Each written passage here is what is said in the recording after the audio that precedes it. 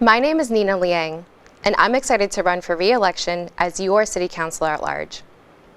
I'm not the new kid on the block anymore, but that has not and will not stop me from being your voice for our city.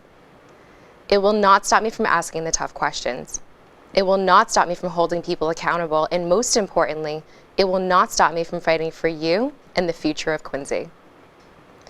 4 years ago, when I decided to run for City Council, I ran because Quincy is my home. It's where I was born, raised, work, and live, and I wanted to find ways to make our city stronger, better, and more inclusive of our diverse community. My goal has always been to make sure everyone's voices are heard on issues across our city, and to take action to move us all forward together. During my first term, I worked to address the lack of engagement in collaborative efforts for downtown projects, amending our process to require a more transparent dialogue, allowing the council to be a voice for the residents of Quincy.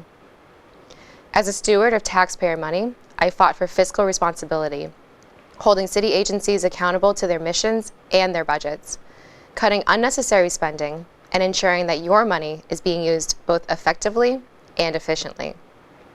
Supporting seniors, I helped to restart a defunct tenant association at one of the city's senior homes and have continued to advocate for their work.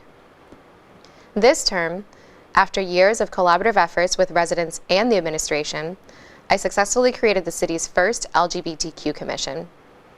When the MBTA wouldn't communicate, I demanded they provide in-depth updates to the city and our residents, and got them. With my fellow councilors, I sponsored the effort to reinstate the Disability Commission. And, to help our small business community, I wrote the ordinance finally allowing gas stations to sell convenience foods. While I am pleased to point to these accomplishments, my work is far from over. One of the biggest challenges we face is community affordability. As our city moves forward, families who have set their roots here are in danger of being priced out of their homes. And for many young professionals looking for a place to call home, Quincy is out of their budget. Now, this is not a challenge that is unique to Quincy, but it is something that we need to deal with right now. That is why I introduced an ordinance to provide homeowners with some relief through a residential property tax exemption. One thing that is constant is that our city is changing. In just my 2 terms as councilor, we have seen growth in both residential and commercial development, new schools, and new parks. Development and redevelopment are happening everywhere. It has reinvigorated our downtown and is moving our city forward. However, we are dealing with 21st century development challenges with 1980s zoning laws. We are making decisions on a project-focused basis without looking at the bigger picture within our city. The examination of our zoning laws is long past due. We cannot keep doing projects piecemeal. It is inefficient, ineffective, and could hurt our city in the long run.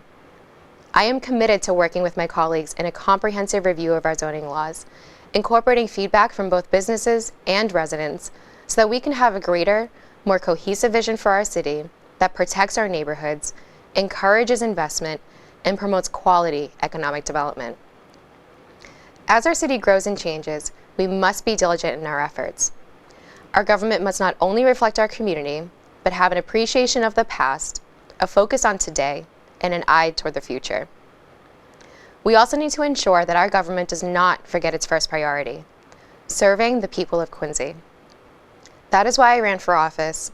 It is why I love being your city councilor, and it has and always will be my top priority. Quincy has given me so much. A wonderful community in which to grow up and endless opportunities to serve you and our city. I want to continue to serve you and every person who calls Quincy home. For the past 4 years, I have had the honor of representing you as your city councilor at large, and I want to continue to be your voice on the city council. This is our city. This is our future, and I am and always will be your voice. I humbly ask for your vote on November 5th. Thank you.